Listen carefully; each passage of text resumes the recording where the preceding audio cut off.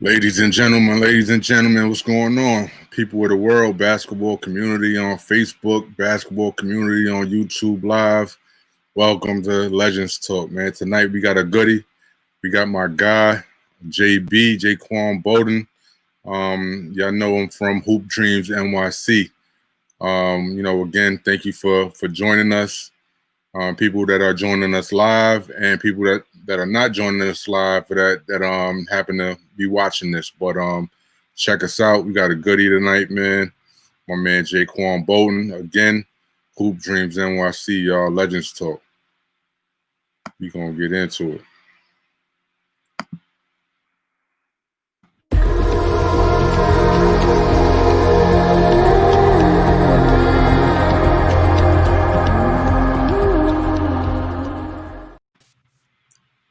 Yo, what's going on, champ? How you, man? What's going on, Cal, man? Thanks for having me here. I gladly appreciate this. You had a lot. You had Bingo. You had Cha-Ching. You had Ray for Austin. Now you got me. Like we got Jaquam Bodden here, man. Yeah, that's big. That's big. That means I'm doing something right, man. Hey, man, you've been doing something right since day one, man. But I just like to introduce, Jaquam Bodden, aka Mr. Hoop Dreams NYC. Right. He's a journalist, writer, videographer, everything under the sun for his own brand. Hoop Dreams NYC. I watched your steady progression over the years. Right. I'm saying alongside you, and right. I created this platform. From the beginning, I created this platform to give not only, of course, I want to get those big names and the NBA guys and all of that, right. but I also want to shed a light on the people behind the scenes that's grinding and doing right. a thing that that people may not get to see often. What I'm saying? They see the page, they see the they see the website, but they don't necessarily see the person behind it. Right.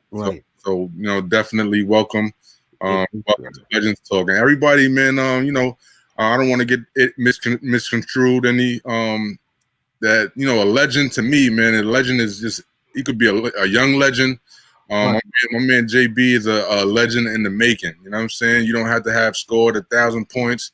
You know what I'm saying? Gone to D1 and got drafted in the league or anything, or played overseas at all. But within this basketball community, you know what I'm saying, there's people that are grinding and doing their thing. So again, welcome, Jaquam Bodden. Thanks for having me, Cal. Once again, thanks for having me here on this platform on Legends Talk. Looking forward to telling my story and yeah, what we can do going forward.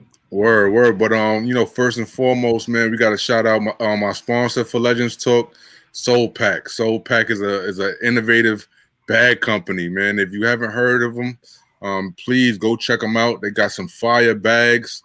I got mine. You know what I'm saying? Go get yours, man. Soul Pack. You could see him on the net at thesoulpack.com. And definitely follow their social media at Soul Pack.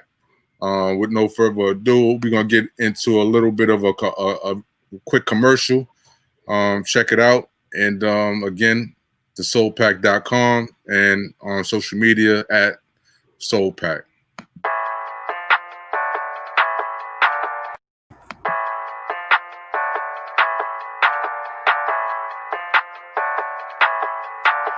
Wavy Boy Productions.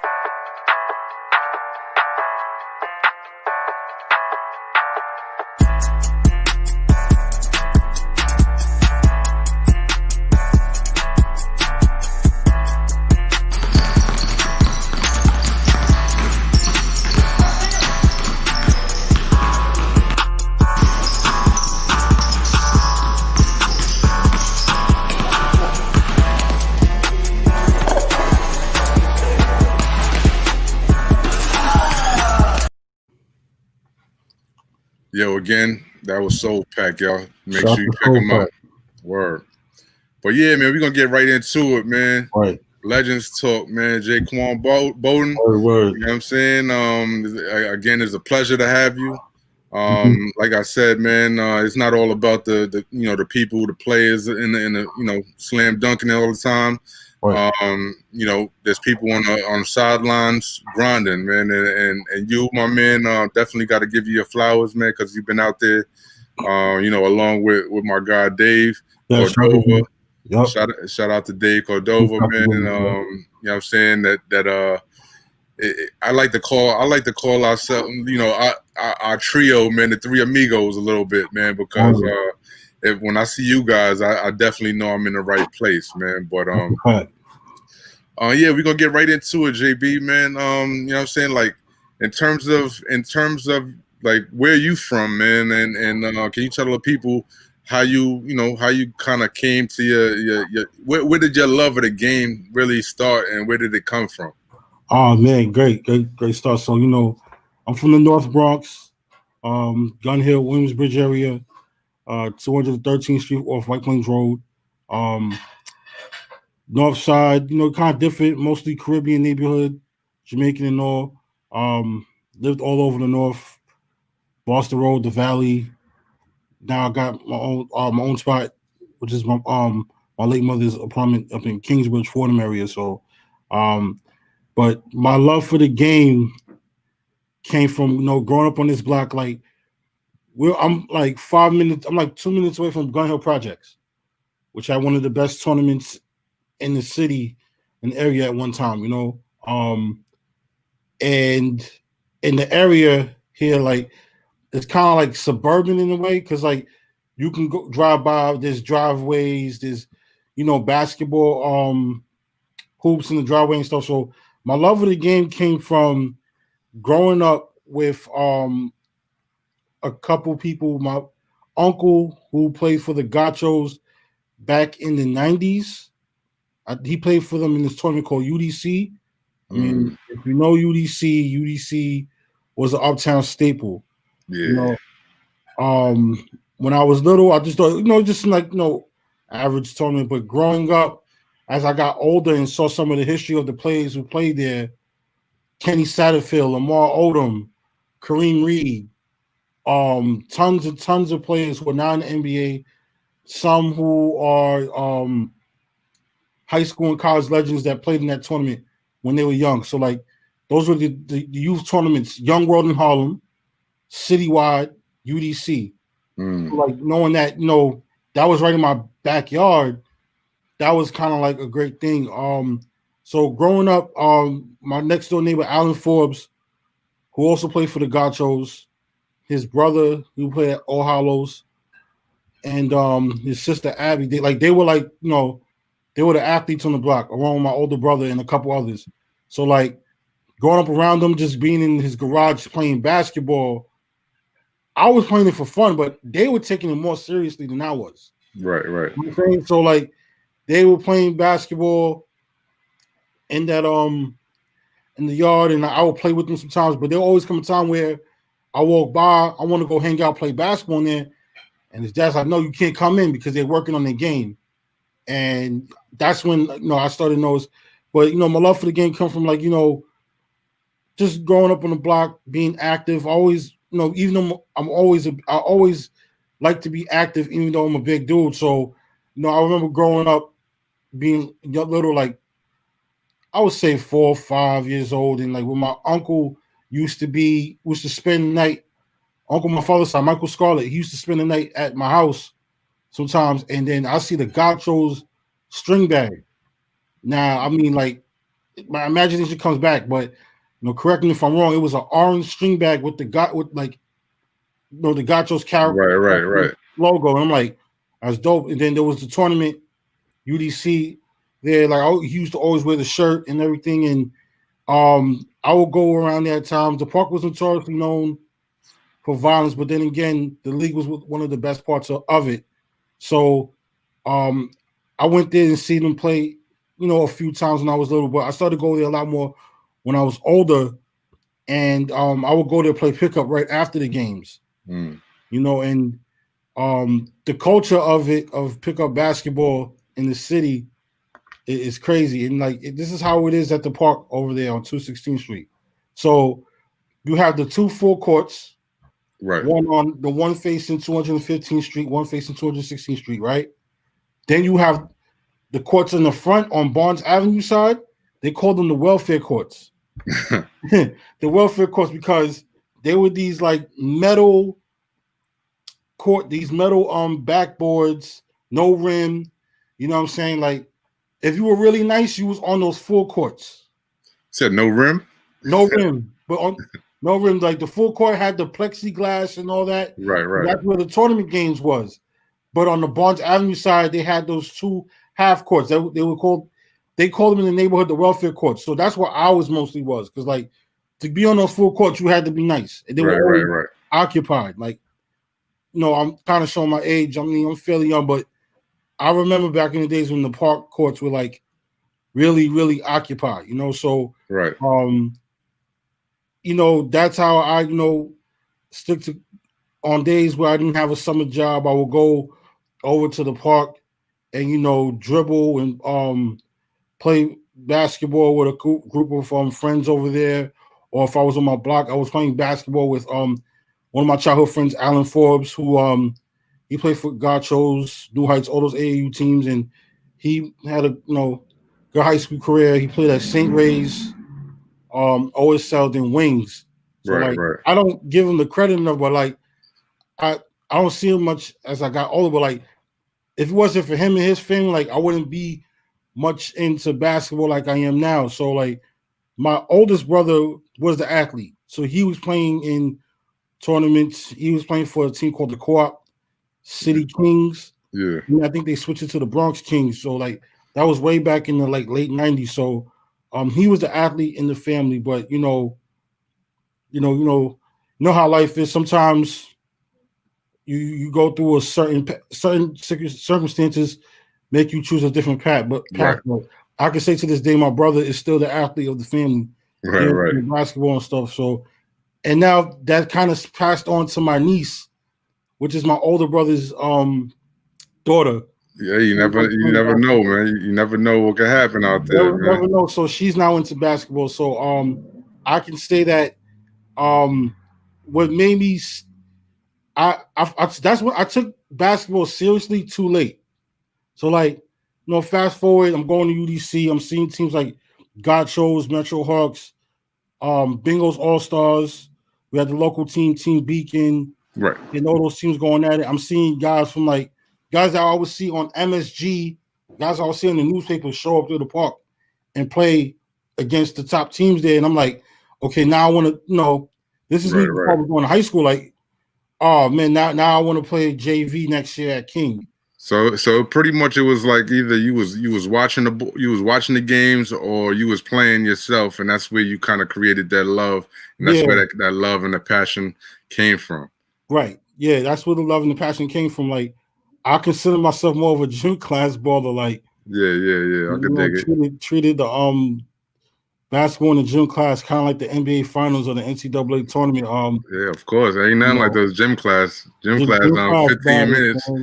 15 minutes before you get to do your stretches and all of that. Yeah. But yo, in terms of your platform, man, you're a writer, you're a videographer. How did that come about, man? How did you take that leap and say, yo, I want to start a website and Instagram page about basketball? How did that all come about? Well, my passion for journalism came in high school after, I had a regular heartbeat and they wouldn't let me try out for the team. And I'm not going to say I was like really nice, but I felt like I could make a contribution in some way given my size. So kind of discouraged. And, I was part of the high school newspaper then, and I would still go to the games just to like cover it and like just analyze. Like I like to soak information and learn things from like the games I watch. So what made me, there's a whole big journey before I became, started my own brand. Because like I was doing journalism stuff way before Hoop Dreams NYC came about. So I'm gonna try to go through it as much as possible. So after high school, went to John Jay for 2 years, and high school, outside of like going to the tournaments nearby and watching, all the stuff, like I still had an interest because I used to go to a lot of college games for free. Right. So that's what kept my interest in. And while I was in John Jay, I would visit other city tournaments, and like I didn't have no connections. I didn't know anybody. I used to see people in the I used to see the games and stuff like that. I would think, let's start around 2011, the lockout season. So that was after my first year at SUNY Albany. And I was part of I joined the radio station, and somebody told me, John Weiner, he told me, hey, yo, this is a lockout season. I know there's going to be NBA players at all these tournaments. Yo, you should go out there and interview them. I said, all right, cool. So I tried it. At that time, like I didn't do it consistently because I was taking summer classes online. So during those summer 2011, one person I met was Joe Pope, and shout out to him. He was like the first announcer I interviewed. Shout out to the legend Joe Pope. The Cruz brothers, they let me rock at their tournament. I interviewed them, and a couple others. The name I did the interviews, but I was doing it under my college radio station during the summer because there was another guy by the name of Jay Sannon who had a radio station, and he said, yo, interview people, and I'll put the interviews on my radio show every Friday. So we did like the WCDB Streetball Series. We did that, and we started doing did the interviews, and I was sending to Jay. He'll play him on his radio show on Fridays. So I could tell you back then I was a nobody. I wasn't taken seriously by no one. I was a straight up nobody. I was in the stands, humble beginnings and stuff. So from then on, the next year, Jay Sannon graduates, and I did an automation radio show where like I was still doing the same thing, going around random times, the tournaments, watching the games, and interviewing a few people. I did an interview with Barbito Garcia that summer 2012, and I had it on automation radio shows and stuff. Is where like you record the show, right? And then you go into you post the show that you recorded. I had a little like Toshiba laptop, and I was recording on using the mic.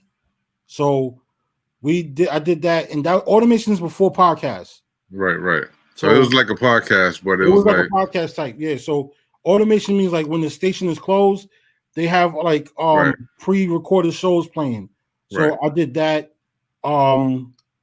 It was okay for a few weeks, and then after that, there was issues with the station, so I had to stop doing it. So I just started going to games and stuff. So Hoop Dreams NYC came about. I was a big fan of the Hoop Dreams movie, and I wanted to write about just New York City basketball because at that time, like I didn't have access to go out to like other states. I always knew about state players in other states and stuff. Like I didn't have the access like I had when the website came about Hoop Dreams NYC, and just start going on. So I said, I'm going to branch out, do my own thing, because like the other website that I was writing for when I was interviewing guys like Joe Pope and them, it got shut down. I think the domain got bought out. It was like the Albany school newspaper website. So I did it on Blogspot. So that kind of like opened you up into the whole world. Yeah. And still, like I'm a nobody. I'm not getting no special access that I am now to these events. Only a few people know who I was, so I did my rounds every now and then. Hoops in the Sun, Dykeman. I got old footage from those games 2012 on my Hoop Dreams NYC YouTube page, just to show proof. I got some footage from Certified versus R2K at Rucker Park. What was the first event that you went to? Like, do you remember that? Like, as an official part of the media, like media credentials and all that. Media credentials. So, I would say first official is when I was in college because I was also a student broadcaster. Right. So I broadcasted. Everybody knows SUNY Albany is a Division I school, low D1. We're in the American East Conference, and the greatest thing about it is that SUNY we're not the radio station I was part of was not part of the athletics department, but because we're a student organization, the athletics department gave us access to broadcast the games, Right. as long as we was respectful and professional. So I did football games and basketball games. I think it became official because covering the SUNY Albany basketball games, we didn't need credentials for those. But Right. it really became official in March 2012 when I got to cover the America East tournament in Hartford, Connecticut. I mean, like road trip stuff, like Right. Thursday, Friday, Saturday. No class for the day. Get your stuff ready. We're going on a road trip to Hartford. We're gonna be in a hotel with our own money. Nobody. We had to put our own money together. Luckily enough, I wasn't the sports director, but Jason and his dad Vinny drove us there, and we was there for a few days. We broadcasted UAlbany men's games, and women's games. That's when it was really official, like applying for the credentials, and then covering the event, walking around. You couldn't walk around with no regular clothes. You had to wear suits. Right. Right. You had to look professional because you're a real member of the press. Right. There's Right. other media people there. I think other schools had alumni and older people doing it. We was like the youngest people in there. So that's when it became official. In 2013, I became the sports director. Long story to how that happened. We might discuss that another time. Right. But Right. basically, long story short, I wasn't the sports director at first. And then when the school year started, the radio station had to deal with athletics, and we got kind of kicked to the curb. So we had to be on the board for the games while the people from the athletics department who get paid to broadcast the games, they were broadcasting on our station because our station was FM. Right. So there was some mishaps that happened, and I basically got asked to go into the meeting with the athletics department to discuss what was going on, and they basically commended me on being transparent with them and all and stuff. And then the general manager of the station was like, we're gonna make you the sports director because you dealt with a lot of BS and you look like you the person that can handle it. And the rest is history, man. That's the history, yeah, because the person that got chosen ahead of me, like he wasn't around much, so he was doing stuff with like the local Albany professional football team. So I was the one that carried the stack. Myself and my guy Phil Joseph, we did that. Fast forward, Albany had a great season. The sports department is back. We're back to broadcasting games again. Albany somehow gets back to winning the America East tournament and they beat Stony Brook in the semis, and then Vermont. We're broadcasting that, and it's on our campus. Guess what happens now? Off to the NCAA tournament in Philly. Yeah. So, like, that's big for me. Like right. I'll talk about that story about that experience another time because I don't want to No, it's all good. It's all good. But in terms of like, all right, so you went from those humble beginnings, right? And you came from a situation where you were doing stuff, but you were kind of doing stuff for another entity, and you were school, and it was more like and after you after you graduated and whatnot, you're kind of thrust into kind of trying to figure it out, right? So figure it out. Yeah, how to So in terms, I mean, not to cut you off, but in terms of like the key to because you've covered a lot of covered a lot of NCAA stuff, right? You've covered some All-American situations and some high profile events. So that from one end of the spectrum to the complete opposite. What do you say was the key to your success? Going from point A to point B. My key to success was like it was like kind of a lesson I learned from our internship at the Shadow League. Like the person told me on my last day that I was good, but I wasn't proactive enough, and that kind of stuck with me. So I would say that postgraduate, post internship, and this is post undergrad when I was a writer with the Sports Quotient. Um, I did my first event, which was the Legends Classic, and I think that my knowledge and basically helping people kind of got me to a point where, like, my knowledge of things in New York City basketball, like let's like, I didn't know much people. I didn't know a lot of people till like 2015. That's when I started to know a lot more people in the basketball community outside of the few I knew when I was in college. So I can tell you that you know, doing that stuff really helped me get the opportunity with overtime, because under the, with Sports Quotient, Zach was also the head of that site. Right. So that's when he was in college. So when he started overtime, he saw my videos of me going around in certain leagues and just like getting footage of certain things at streetball events from the stands. Right. So that's how he brought me onto overtime. So when he brought me onto overtime, and let me say this, I'm not trying to take full credit for like, getting people on the brand, but like they wanted to know, hey, we want to start getting our brand off with the New York City basketball community. So I started. There were so many people that I seen around, like, yo. So you the one that got overtime hot. Then that's what you're trying to say. I was one of them. I was one of them. I was just. I didn't want to put you on the spot. I didn't want to put you on the spot there, man. I introduced them to, I introduced Dave to them. I met Dave, I think, at Tri-State summer 2015. So like when I started working with overtime before the school year started, he was with Gotham Hoops. I was like, yo, if you're interested, he met with overtime. He joined them in 2016. Dave was already on the verge of Dave's joint was already starting for him then, and he was about to, on the verge of going to his going on his venture of becoming, more of an independent himself. So the overtime thing was just a side thing. People think when they see me, oh, that's overtime. Right. But even some of the people at overtime knew that, like, I'm a journalist outside of overtime. Overtime was just a side thing. But I was one of the people. I think there was other people. Right. Nah, overtime hot.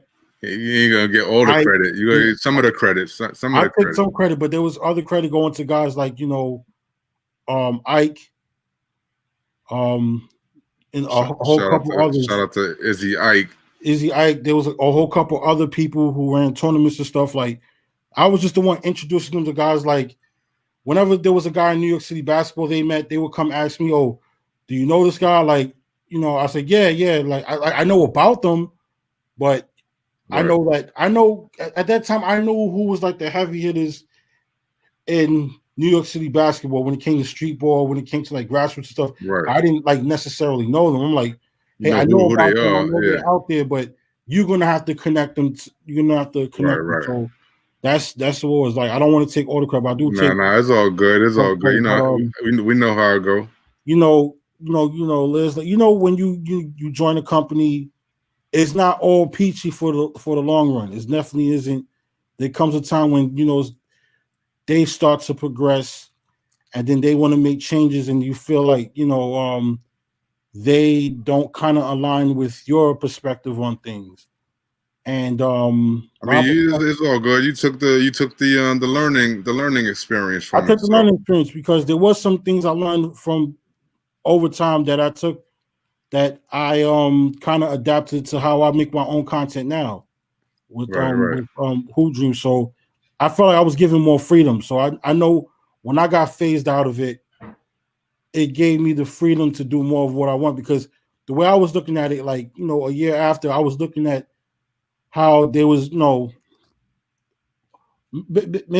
first thing first, big shout out to them. They're doing great things on their end with their platform.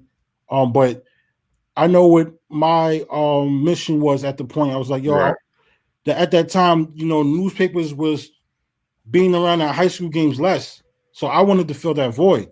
So I was like, And I think that, with most high brands, they will be at a high school game if there's a top 100 player in the gym.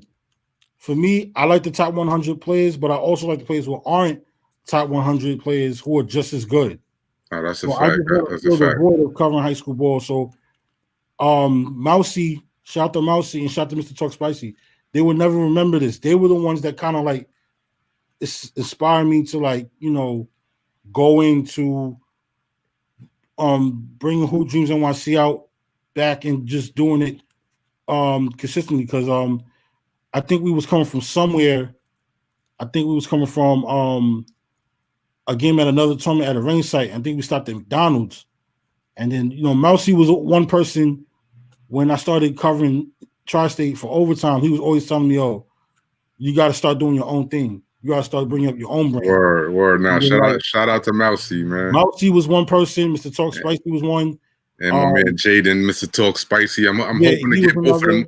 I'm hoping to get both of them up here for Legends Talk soon. Word, man. that would be lit. That would be dope. Yo, JB, real quick, man. Like in terms of the, like, what is the hardest part of doing what you do, man? You know what I'm saying? People, take a lot of this for granted. Or I feel, you know what I'm saying? Right. Being in the, in the game as well. A lot of people don't know what, you know what I'm saying, what goes on behind the scenes in terms of, in terms of being your own brand. Right. And not only covering the stuff, but making it attractive and, you know what I'm saying, just everything. What for you, what do you think is the hardest part or the most challenging part of having your own brand and just just establishing it and just keeping it in everybody's minds and eyes? That's a good question. So I think one of the hardest things is I wouldn't say so much consistency because you're always gonna have that key audience that knows what you're good for and they expect that every single time. But one of the hardest things is when you're biased, when it's just you, no interns, no people working for you. Right. It's just yourself. So trying to and you're doing more than one thing, I think sometimes it kind of hits with consistency kind of gets affected and like I could call myself a bit of perfectionist because I kind of do set the bar high for things. I just don't want to throw something out there and like let that be it. Like my name rings bell, I got this much followers, so it's gonna go off. And sometimes it doesn't go like that because like you gotta look at your work closely and be like, good, like you can't cheat the grind. Don't get, don't cheat the grind and just don't half-ass anything. That's one thing I learned. That's why like sometimes I do get discouraged and like I'm not ready to put something out because there's something that really needed to be changed. And I say one of the hardest things is I would say consistency in a way. Consistency and balance. Balance. I think it's not really consistency, it's really balance. Balancing everything because it's like writing and video. Right. Like, I don't think people understand how much work video is, especially when most of the time nowadays I'm filming with a camcorder. I'm not filming with my phone. So it's like there's the editing process. Right. Is,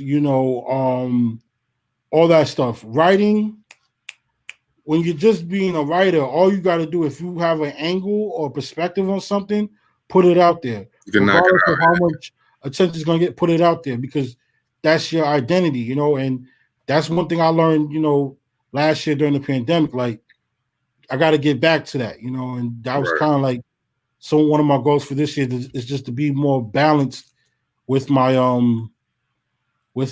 content because I don't think people understand, like, I don't have a budget behind me. I don't have any sponsors to, go to like multiple places all the time. Is like, and I have more responsibilities now than I ever had in the past few years.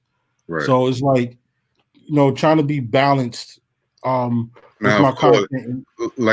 I remember nights, man, where we Yeah, had the garden, yeah, 11, 12 o'clock, midnight. You know what I'm saying? yep, And we both at the time, I lived in the Bronx as well. I lived uptown, and we kind of lived in the same area, so we used to take the right. train together. So there've been times, man, getting back home, 2 in the morning, Oh yeah, coming from the garden, and yeah, you know what I'm saying, and having all these pictures on my camera, and then right. thinking about what I'm gonna write, and you know what I'm saying, and of course you got the ESPNs of the world cranking those things out 30 seconds after the game. Right. But it's tough. It is tough. A lot of people don't recognize what it really takes to to be successful in this arena. And only the guys that that are really going to put in that work and that attention to that detail are going to come out victorious, man. And you've been one of them. Right. There've been a recent surge, man, in the last, I would say, the last year or two, in just media. You know what I'm saying? Right. Media presence, and I would say it kind of watered it down a little bit, just to be frank.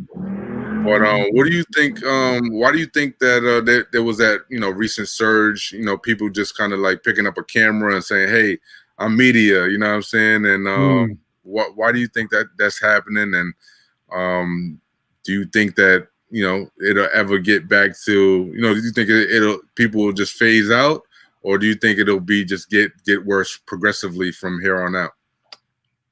That's a very, very good question because with that surge, you after a while you're gonna see who's really about it Right. and who really isn't. I think that people kind of get I think people gotta get media. I think the issue is right at times as far as high school basketball is concerned, when people say media, the first thing they think is someone with a camera. Right. It's more than that. Right. It's way more than that. And there's gonna be some people that disagree with me, but I really don't care. It's way more than that. So it's like, my thing is, right, the reason why there's such a surge is because there's the access to the equipment and all that stuff. There's the access and there's And the games. in the games too. So it's like people want a camera at every single game, right? Right. But at the same time, it's like I'll be at a regular Catholic League game. You thinking it's not going to be, it's probably going to be 2 or 3 people there. On a regular night, there's like 6, 7, 8, because now the high school team has their own media people, right? And then you have those few media people that that follows that team, Right. that not really affiliated with the school that much. Then there's that media person that follows that one specific player, whether they're from the same neighborhood or the same block or whatnot, or they're a family member of that player. You gotta Right. remember, there's many players that have family members that are their own media team too. So it has a lot of these players look at themselves as brands. They have their own team. Right. I don't really have much of a problem with that, but the thing I have much problem like, yo, do it. I love the media presence around. Given the fact that high school basketball in New York City has gotten better, we need more of a media presence. We do. But you can't throw every single media person into one box. And I think that's what one thing that many people get wrong. Because like I've been in situations where I've been asked to film workouts, and I'm not into filming workouts. Right. That's not my forte, man. That's not me. If there's like an open run, I could do that. If there's a game going on, I could do that. I filmed the workout a few years ago, and for this trainer that I respect, cool dude, and it came out, and I'm like, nah, this ain't me. You know what I'm saying? Because Right, like, you had to get back yeah, to your identity. yeah. So like, if a trainer was to hit me up and be like, yo, bro, was good. Can you film one of my sessions? I'm gonna turn them down and say no because that's not my style. Because like I feel like it's like this. If you want me to do that, you got to tell me what exactly do you want. I'm not a 100% videographer. Now, if you want me to come there and let's do a story on you and how you do things with your training company, I can do that. Right, But I'm right. not. But it seems like everybody wants They want visual content. they want the shiny bells and whistles and Yeah, all of that attached to the, you know what I'm saying, and pretty much you just filming the game. Whatever happened in the yeah, game happened. Just, right. you know what I'm saying, like I'm gonna show you the game. I'm not gonna show you the I'm not gonna be on his, his sneakers and, you know what I'm Yeah, saying, showing all this type of, fancy footwork and all of that. I right, mean, it's cool, you know what I'm saying? Don't get me wrong, right, it's cool. And, you know what I'm saying, people that can do it and have that skill, highly respectable, you know what I'm saying? Because, you know what I'm saying, that's something that I can't even put those things together myself, you know what I'm right, saying, in the manner that they're doing it nowadays. right. But, definitely, man, you know what I'm saying, I definitely, definitely agree with you on that. In terms of like, New York City basketball, right? Right. Because you cover, I mean, you cover a lot more than just New York City basketball. Yeah. But in terms of just kind of New York City basketball, a lot of people have mentioned it to have fallen off. Some people say that, New York City is not as good as it used to be in the past. What do you have to say about that and the current state of New York City basketball? I know that the whole pandemic kind of shut New York City down. Right. But yeah, what do you think about New York City basketball as a whole? And what do you think is that? All right. So I'm gonna say that as a perspective from a journalist perspective that is around more than just the gyms. I'm in the parks too and stuff like. I think New York City basketball is getting better. It's getting better. It's fine. It does. It definitely needs to be more improvement though in many ways, and I think it's fine. Some people will disagree with me because they're comparing it with the 1990s. Right, right. They think it's Stephon Marbury. They think it's Yeah, Shamgard, and right. it's just not. It's not at that level It's not that anymore. level, but we have players, right? It's slowly getting better to a point where we have players that could be pro worthy in a couple years. And plus, what they don't understand about the 1990s is that it's totally different. It was easy. It looked easier to get into a Division I school then. Right, right. You know what I mean? I think that and I just wrote something about this last night, but in terms of like the basketball teams, right? Back in the day, there were two AAU teams that Yeah. were nice, and if you weren't a part of those two teams, Gauchos and Riverside, you probably weren't that good. To keep it a buck. But now there's just so many teams that every team might have, they might have one or two players that's nice. Right. Then the next team might have one or two players. But back in the day, it was just two teams, and that were just totally stacked. Right. And that's just not the case, man. Now, in terms of the biggest, kind of moving off of that topic, but about the biggest misconception that people have about, not only you personally, but just media in general. What do you think? What do you think the biggest misconception people have about media? About media, Dave. I'm not Dave, but people always think that people can't trust the media because they see what other mainstream media do and how they portray players, how they write about them. Like Right. trying to slander them. Like, for instance, the with Jelly Fam, you know, all respect to Jelly Fam. I have so much respect for Jelly Fam, no matter what. Facts. Because they see some of these players leave some of the high major schools and they transfer a lot. They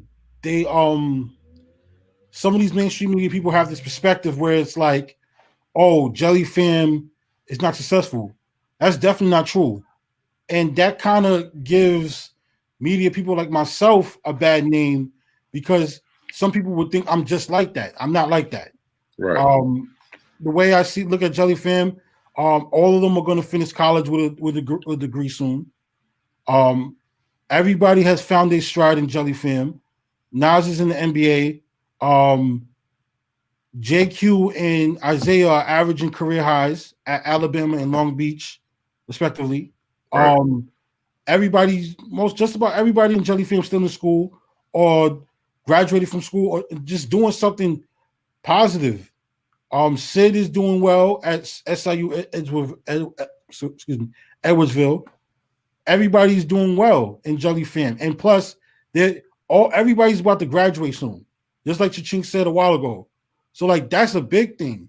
Yeah. They can still have Jelly Day where many people come out in the park. They're still in their current schools. They're still killing, and they're gonna graduate. Right. Those are still players you can still look up to. They're given the fact that they still got their foot on the gas. They're in new places. They're doing better, and they still can finish with a degree at the end. So that's something to still look up to. Not to imagine you can't really trash Jelly Fam because if it wasn't for them, the energy in high school basketball wouldn't have came back. Because if you look when Isaiah was at St. Ray's, right, and his game is improved vastly since then. Right. Looking at how he's playing now at Long Beach, he brought the energy back. You know, it was him, and then there was other players like Jose Alvarado, who's doing well right now at Georgia Tech, and Cole Anthony, who's now in the NBA. But you know, when there was a Jelly Fam game, the gym was packed. They brought him out. They definitely brought him out, man. Shout out to the whole Jelly Fam, Isaiah Washington, JQ. Yep. You know what I'm saying? Down to Nas Reed, Young Ja, all of them dudes, man. Right. You know what I'm saying? Mimi, you know what I'm saying? Everybody's doing their thing for sure, man. Now in terms of like you know, you've been doing this thing for a while now. And there may be some kids out there that see, you know, what you're doing. Right. They, you know, even for me personally, you know what I'm saying, when the ball started bouncing for me, it was like, yo, I gotta tap in. I still love the game, and I still try to continue that love for the game. It just transcended into something, you know, something new, which is writing. Right. But for you, you know, what advice would you give a kid that's maybe on the sidelines looking up to you, or may see you doing your thing online on, you know, on social media or whatever the case may be? What advice would you give that kid if he wants to get into this kind of world? I strongly encourage a lot of young people out there that look at what I do, look what you do, and look what Dave does. Like, just to I strongly encourage young people to like get into our field because I think we need more representation of people of color into sports. Like, right. You know, like I remember, you know, going back to college, I think I was like the only black student doing color commentary for a basketball game. We definitely need a lot more representation, and it's coming. I do see it come up, but this also, I want to say this also to the players because I get countless DMs from basketball players that hit my DM asking me to get them in a school or asking me to, you know, put in a word for them to get on the AAU team or New York versus New York. I'm not even in the power to do that, but I think if you're a player, right. you see me at games, you see what I do. I I would say go for it. Like, find what your purpose is. If you're doing it for clout, to always go viral and to become a, you know, a Internet sensation. internet sensation, then you it's gonna be a long line. I'm not if you got a special talent and you could do voiceovers like Filet or whatnot, or you could jump high like Jay Clark the jumper, or be like Lethal Shooter or something like that, then try that. But I think personally, you gotta love the game. I love the game of basketball. I love the game of basketball. I love the game of basketball so much that I kind of like I'm kind of like anti bad basketball. Sometimes I see bad basketball go on, and I'm just gonna sit there and chill because I'm kind of not. I'm a person that doesn't like to entertain bad basketball. You know what Right. I'm saying? But I would say work hard, believe in yourself. If you have a purpose, and some people may not agree with it, stick with it. If you have a different perspective on the game, like let's say you want to come up with a publication, right? You basketball's not it for you as a player, and you want to start doing you want to do basketball podcasts. Speak to people who are in the field like us or others. Be respectful, reach out to them, pick their brains a little bit, ask them questions, and people will be out there to help you. Right. Do that. I mean, believe in yourself. Study the game a little bit more. If you're one of those ball players that are not watching games often, you're just watching highlights, and you want to get into this biz, it's not going to help you. And we're at the games, right? You know what I'm saying? But given the fact that it's a pandemic and all the SIDs made these changes with events where we got to cover these games from home, you know what I'm saying? I had to reacquaint myself a lot more with watching the games more often. A few weeks, I was covering St. John's versus Stony Brook, and I got a virtual media pass. They wouldn't let me into the gym because of COVID-19 restrictions. They Right. wouldn't Right. let a lot of people in. So, watch the game, study the game. You got to really love the game, whether or not you're an athlete or a journalist, to actually do this. Because I could tell you, there's a lot of people out there that kind of they front like they like the game, and they write some of the most, it's the most BS stuff I ever seen. Right. The sad thing about it, there's an audience for that type of whack stuff. But I say you really gotta love the game and choose a perspective that you want to do. If you are a guy that wants to write about stories that are stat based, be that guy. Right. If you want to write about girls basketball because you're so passionate about girls basketball, write about that. Stick to it though. Stick to it. If you want to write about the human interest of things, sometimes when I'm at events or I'm at workout games and I see coaches speaking to the players, I like to film that as well. Right. The message that's being shown. You could do that as well. So I also say be versatile. That's one of the biggest things that I've learned, because I'm thinking when I was doing the street ball stuff, I didn't take recording games seriously, way back when I was in college. Where in college, my journalists and professors used to tell me yo, you gotta be versatile to survive in this field. So I kind of understand to this day why I see guys like Dave out there with a camera, where he's also a writer, but he also takes pictures. Yourself, you do Legends Talk. Myself, I do that JUCO life. You got to be versatile, Right. because if you wanted to go into the mainstream, they want to know what you do. So you can't be one-sided. Right. Now that's a fact, man. A one-sided thing ain't gonna work. So learn how to be versatile, learn how to pick up new skills, but learn skills one by one. So at first I was just a writer. I didn't know how to film things. I had this little, dingy digital camera. I didn't have a DSLR or smartphone. I used to film with a little BlackBerry, but you know, invest. You know, find a way to invest into your own craft. That's a fact. That's a fact. Learn. Don't cheat the grind. Study.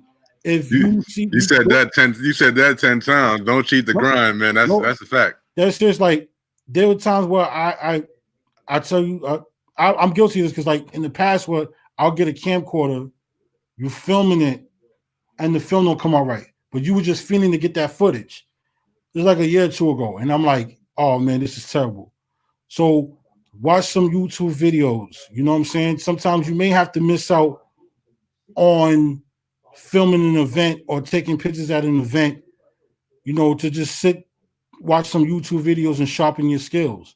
That's what it's all about. Always sharpen your skills, and most importantly, stay ready.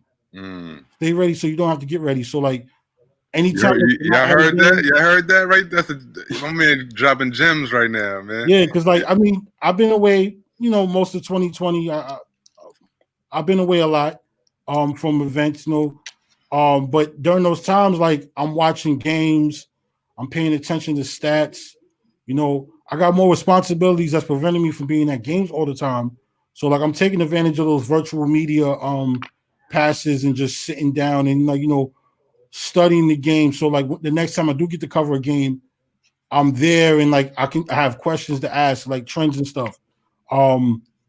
Yo, for me, man, the virtual. I mean, I'd love to do it, but it's just not the same, man. It isn't. And you know what? It isn't. I can tell you that it's not the same. I usually see you at the Garden, man. We in the press conference next to each other, sitting there chatting, you know, or you know, courtside at the game or whatever the case may be, man. So now, you know, with everything becoming digital, like you said, man, be versatile, be ready to pivot at any moment's notice. You know, that's big, that's huge, and like you said, you know, just invest in yourself and definitely add on skills one by one. Learn Photoshop, learn Illustrator, learn, you know what I'm saying, learn how to use a camera, just kind of little stuff, because you know, if you want to enhance your brand, that's the way to do it. That's the way to do it. Yo, where can people reach you? You know what I'm saying? Where can people find you on social media? What's your website? You know, just give the people you know, how to find you and follow you in your progress. Right. So you can follow me on Instagram at hoopdreams.nyc. My website is hoopdreamsnyc.com. I will be returning back to the site sometime this week, but I don't have a definitive date, but this month for real, like I will be getting back into the writing of things, coming up with columns, like just my perspective on certain things that have to do with basketball and stuff. And you know, regardless if there's going to be a season or not, I'm going to try to make my rounds to go to a couple events and games in the area. You know, got to keep it low because you know this COVID thing is no joke. But you know, I got that idea to just be more balanced. When I started the year at Seton Hall versus Butler, and there was nobody there, but I got an idea to do it. But hoopdreamsnyc.com is the website. You can also follow us on Twitter, hoopdreams_NYC. You can follow my page to know who the person is at Bodden NYC on Twitter. You can follow that as well. You know, I open people if you have any suggestions, hit me up with a suggestion, whatnot, questions. I'm more than open to ask them. I'm not a mean person. I don't know if somebody may hear that I'm a mean person. I come into games looking staticky. That's not true. I just got something going through my mind, and hey man, you get into business when you walk in that gym. Like, yo, I'm cool. Like, as long as you respect me, we good. You got his game. You got your game. You got your game face on, man. Game face. So like, yeah. But if you want to, follow me, suggestions, some of my work, say something. Don't be the type of one to gossip. Nah. They don't do that, man. We don't do that over here, man. We Word, like you know what I'm just, saying? I would just say to everyone, follow me on those sites, and that's all. I mean, yeah, Yes, follow sir. me on those sites, and I promise to be more consistent this year. Hey, man, again, like people really don't understand, from the on the grassroots level, Right, because we're kind of like grassroots journalists, right? right. So from taking pictures, video, writing content, articles, um, you know, just editing. You know what I'm saying? It's a lot of stuff that goes on that people don't that are not aware of, man. So just what I'm saying. Again, man, I'd like to thank you for coming on. Legends Talk to chop it up with me real quick. Yeah, man, and just trying to show love, man, to my people. You know what I'm Yeah, man, I saying? appreciate it. Thank you. Yeah, man, we did about an hour on here, man, and you Yeah. definitely dropped some quality gems, man. I appreciate you. And yeah, man, Hoop Dreams NYC, man. If you don't know, now you know. Yes, sir. You heard? Good So now you looking, know man. the man behind it all. Yes, sir. Yeah, And definitely. look forward to more content. Look forward to a lot more stuff coming your way, man, from both All Things Hoops and Hoop Dreams NYC. And we out. Yeah, we out. Peace. Definitely looking forward to your stuff too. All Peace. right, yo. All right.